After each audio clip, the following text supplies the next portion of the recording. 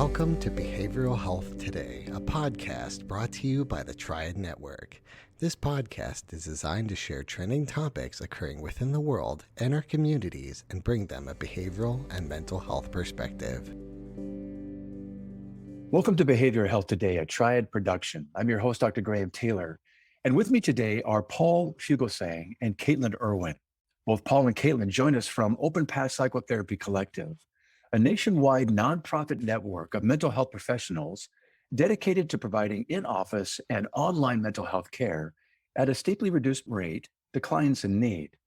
Paul is a founder and executive director for Open Path and is a licensed professional counselor with 26 years of experience working previously in both private practice and in community-based mental health reform.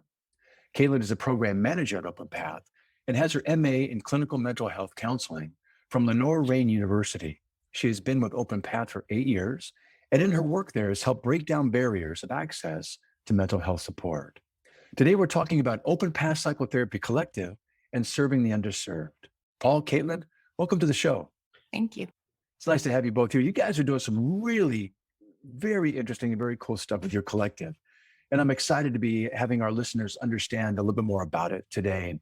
Paul, as a founder, what inspired you to create Open Path? In other words, what needs were you seeing and what vision did you have to create this?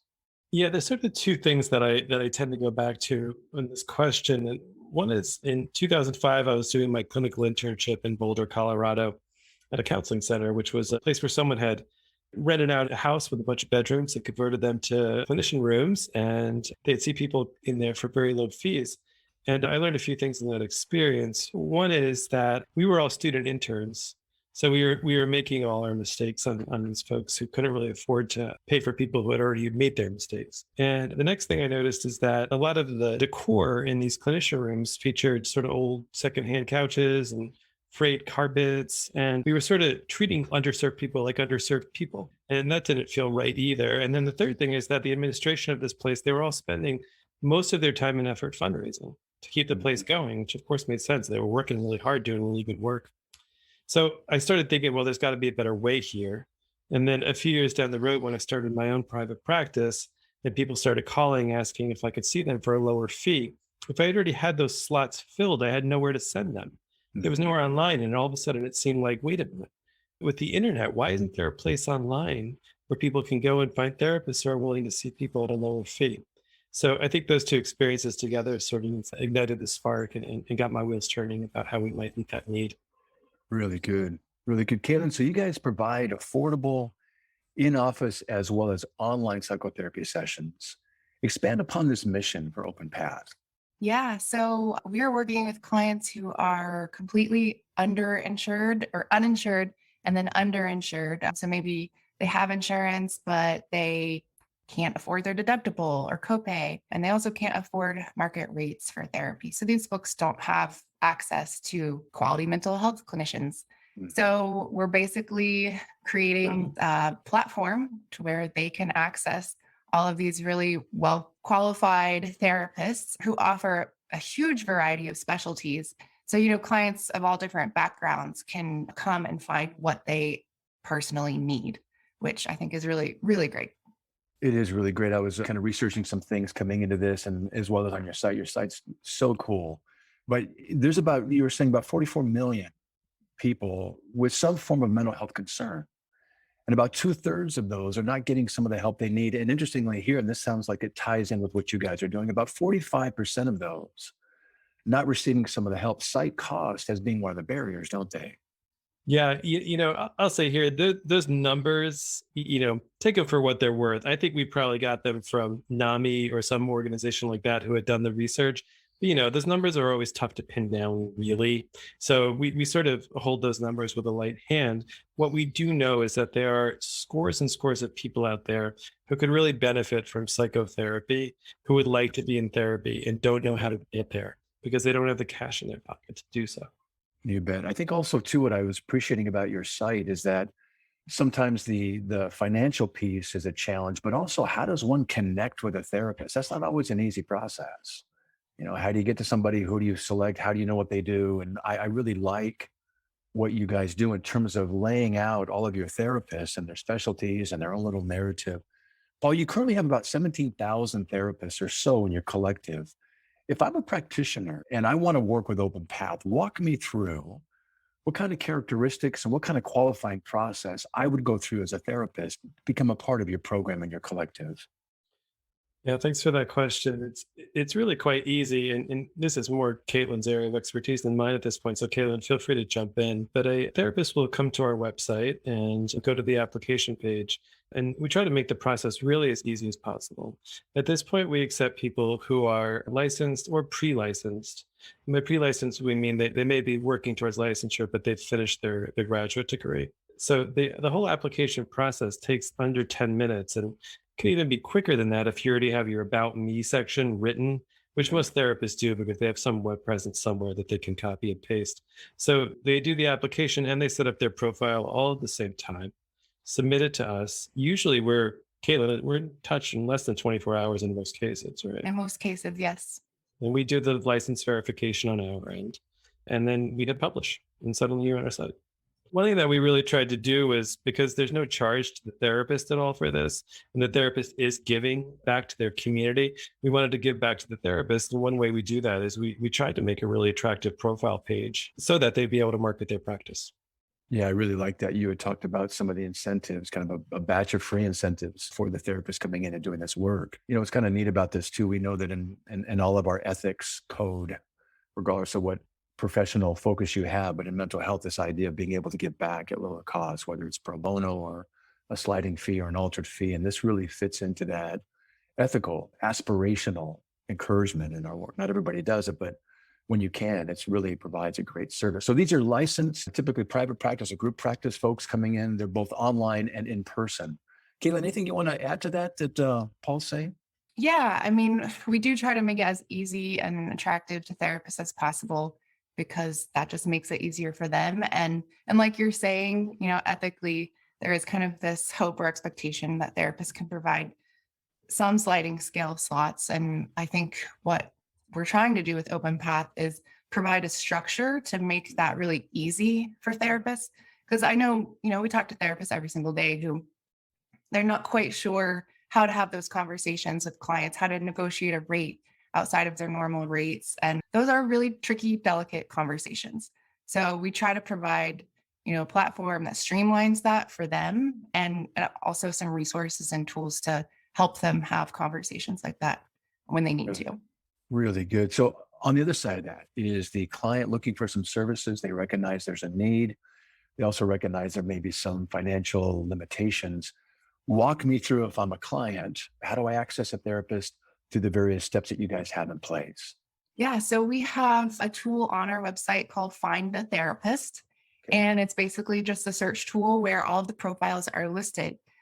We have taken lots of feedback over the years about how to make that as easy and accessible to clients as possible.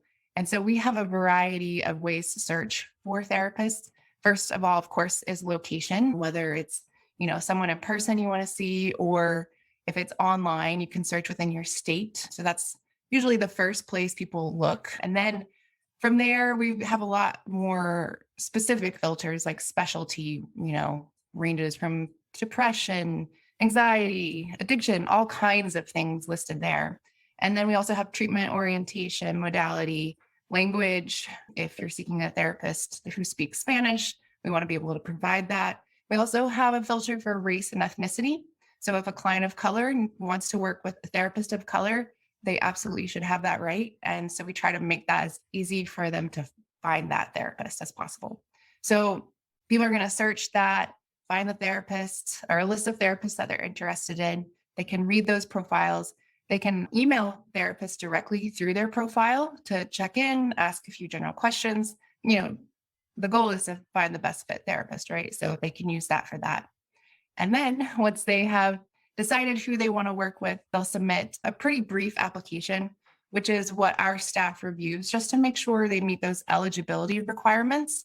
There is a one-time, lifetime $59 membership fee that they will pay at that time. They'll never pay that again. And then once all that is good to go, they will connect with that therapist and set up sessions, figure out the rate within the $30 to $60 range. and they'll move forward like any other private pay client. We will never ask therapists for any client information. Once they're working together, they're working together, and we're not. Mhm. We'll be right back after word from our sponsor. Nearly 9 in 10 registered voters believe the nation faces a mental health crisis, according to a new USA Today Suffolk University poll. Americans are more concerned than ever about their mental health. Mental health first aid provides the resources and training to identify, understand, and respond to signs of mental health and substance use challenges. It provides the confidence and skills needed to offer life-saving assistance, and it provides peace of mind.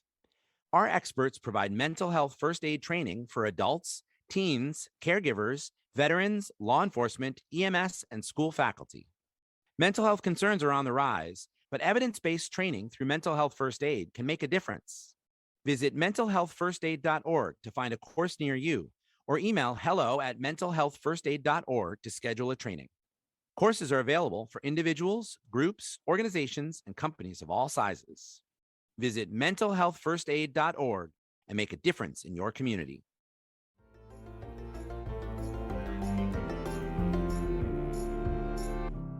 That's a very thorough matching process that someone gets to be a part of, and maybe as they're researching it and seeing what's going to be the best fit. I think a lot of times when we're, looking to refer patients maybe to a colleague, or people are looking for someone to see, we're really thinking about goodness of fit, aren't we?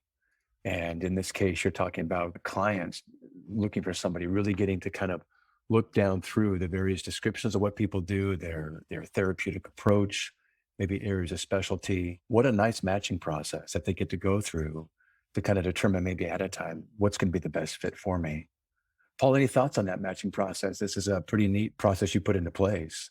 Yeah, I often equate finding a therapist to dating. And unfortunately, sometimes you have to go on some not so great dates before you find the one. And I think what we really wanted to do was create something where the client would be able to get a gut reaction to each clinician that they see, and then sort of make up their mind based on that. There's only so much you can communicate two-dimensionally through a screen. So what we do is that if it's not the right fit, the client comes back to us and says, hey, this isn't the right fit. I'd like to find another therapist, and we match them with somebody else. And again, we're not really doing the matching. They're doing the selecting, and we're facilitating. Really good. So you guys launched in 2013, and my understanding, you guys have matched thus far about 85,000 clients. And this is a nationwide program. So this is across the nation, isn't it? And in Canada, yeah. Oh, and in Canada too. Mm-hmm. Outstanding. So you got a new program, it sounds like, something in the healing arts. I'd love to hear more about that, this collective in the healing arts. And I know you guys think about wellness with kind of a holistic view. Walk us through this new program and the excitement you guys have around this multiple disciplines coming into be part of your collective. Sure. Well, we are, as clinicians, we are, of course, very, very interested in the mind-body connection. Mm-hmm. And we realize that so much of the healing potential of psychotherapy is not only located in the brain, but certainly in the body. And we recognize the importance of working with the body in terms of developing deeper relationships with ourselves and others. So it was always sort of a dream of mine to create something more expansive than just the psychotherapy collective. A good friend came by and said that she wanted to help me build it.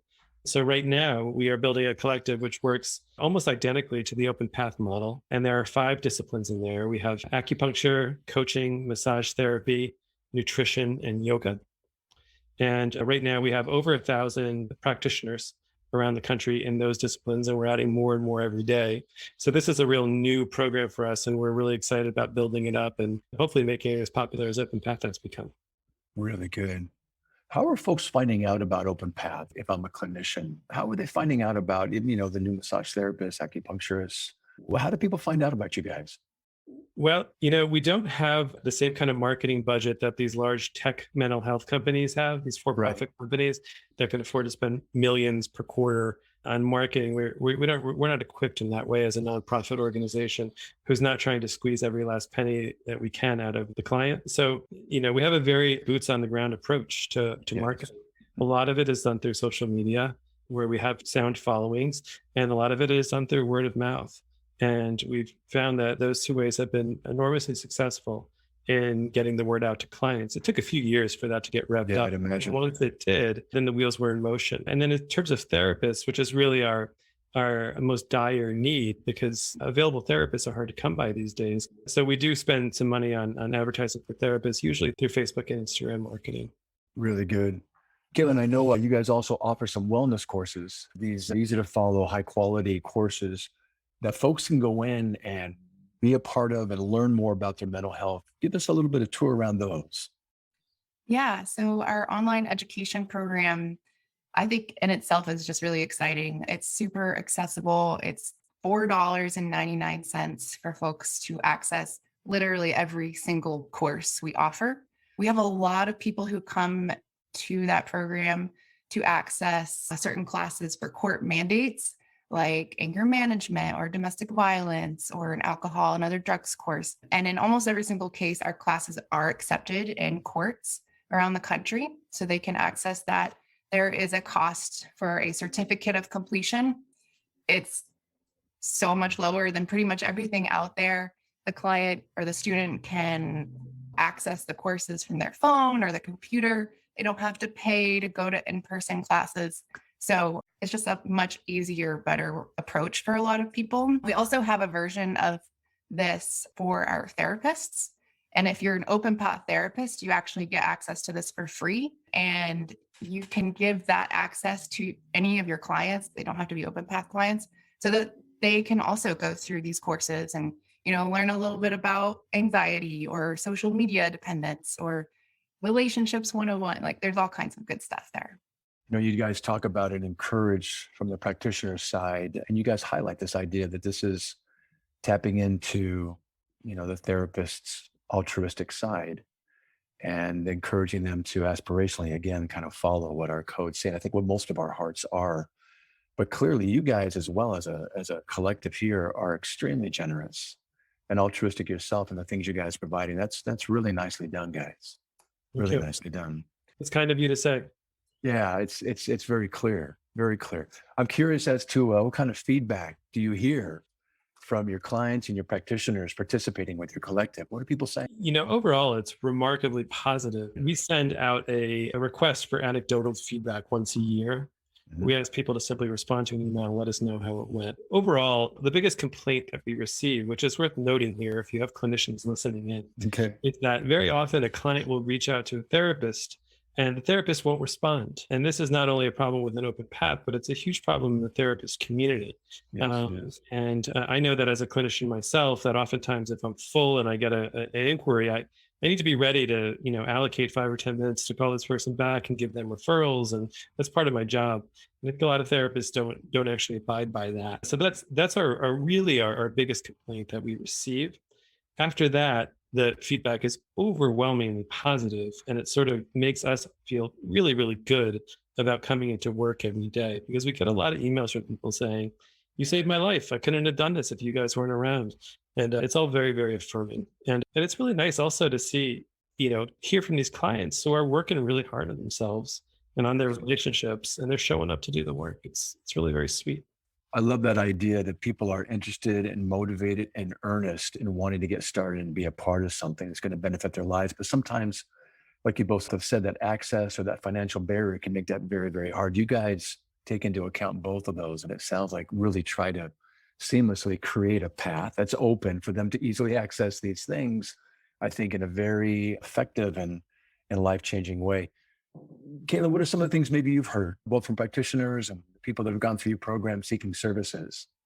Yeah. So I work with our staff, but I also talk to lots and lots of clients and therapists all the time. Yeah. And I mean, it's very similar to what Paul just shared.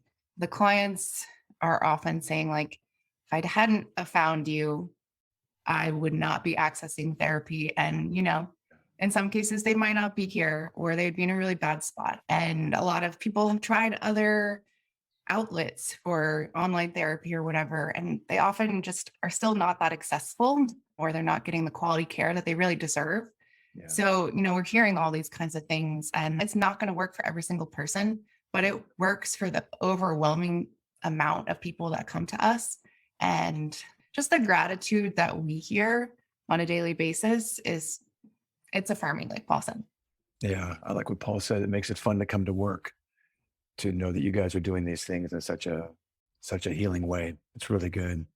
Hey, for both those interested clients and therapists alike, give us some resources to learn more about Open Path, your collective, some of the services available, programs you're offering. How do folks get in touch with you? So they can go to our website. It's www.openpathcollective.org. We have a live chat option available. People can chat with us during regular business hours. They can contact us via email or phone. We try to be very available. If we're not available in that moment, get back to people very quickly. But another thing worth mentioning for therapists out there that might be interested in joining, we have a referral program. So if they join OpenPath and refer other colleagues to join OpenPath, we are paying $50 for each therapist. So it's another way we can give back to our therapists, but also generate more therapists joining. We decided we wanted to take therapists out to dinner who referred to that wasn't quite possible. That's a nice that's idea. PayPal. That's a nice idea. You know what I like about this? It kind of goes back and affirms what I was saying earlier, that you guys really want to make this accessible to folks that are in need. And I think that's just a lovely mission in and of itself. But I also like that on the therapist side, you guys are not just incentivizing, but, kind of saying thank you in some very nice ways as well. And I think that's meaningful for people to be a part of what you guys are doing. And I think on both sides, there's a nice benefit. So nicely done on that. Thanks. And Graham, if I may, for those that are listening that are interested in Healing Arts Collective that I mentioned, Yes. that URL is healingarts.org. Healingarts.org. Very good. We're going to put that up on our website as well for folks to have just in a visual way as well. Paul, Caitlin, I want to thank you both for what you're doing through your collective and what you're providing people in need of both the mental health component of it, but also with the sensitivity to the financial economic piece to it. This is a wonderful program. And congratulations to you both and to the professionals working on this and your staff and what you've created. Congratulations. Really nicely done. Thanks so much. Thank you. Great to have you with us today. I also want to thank you, our listeners, for joining Paul, Caitlin, and me. We always love having you with us. Regarding our episode today, I want to remind you that it and its resources and all of our other podcasts can be found on our webpage at triadhq.com/BHT. So check out our webpage, triadhq.com/BHT, and explore our archive of podcasts and other resource materials. Thanks again for being with us on this show, and we'll look forward to having you back with us next time on Behavioral Health Today. We appreciate all the support from our community, and if you like our show, one of the best ways you can support it is by giving us a 5-star rating and leaving a review. Behavioral Health Today is a podcast part of the Tribe Network, all rights reserved.